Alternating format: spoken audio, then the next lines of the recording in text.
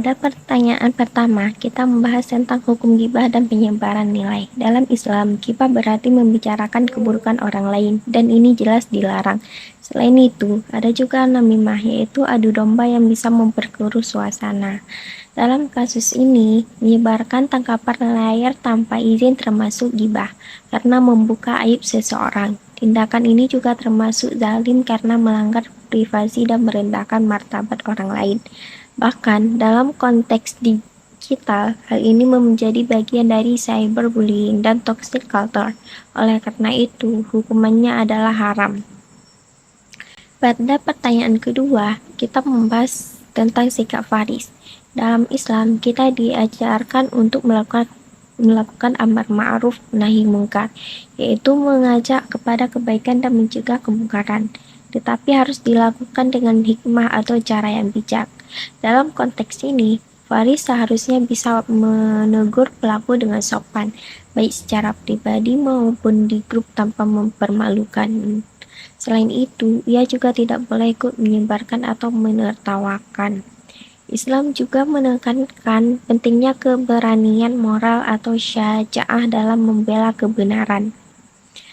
Namun, jika Faris diam karena takut, itu memang manusiawi, tetapi bukan sikap yang paling dianjurkan dalam Islam. Pada pertanyaan ketiga, kita membahas apakah diam termasuk berdosa?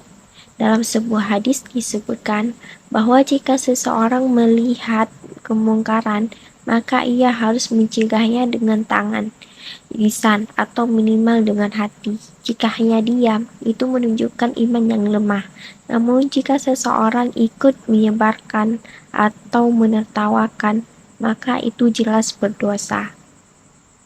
Selain itu, diam juga bisa dianggap sebagai persetujuan diam atau tacit konsen, yaitu secara tidak langsung mendukung tindakan salah. Jadi, sikap terbaik adalah mencegah sesuai kemampuan atau minimal tidak ikut menyebarkan. Pada pertanyaan keempat, kita membahas bagaimana membangun budaya kampus digital yang sehat. Dalam Islam, ada beberapa nilai penting seperti ukhuwah Islamiyah atau solidaritas sesama, serta hifz al-ir, yaitu menjaga kehormatan orang lain. Untuk menerapkannya, kita harus membiasakan tabayun atau klarifikasi sebelum menyebarkan informasi, serta menumbuhkan empati saling menghormati. Selain itu, kita juga perlu berani melaporkan tindakan cyberbullying dan mendukung adanya edukasi serta kebijakan anti-bullying di kampus. Dengan begitu, kita bisa menciptakan lingkungan digital yang aman, nyaman, sesuai dengan nilai-nilai Islam.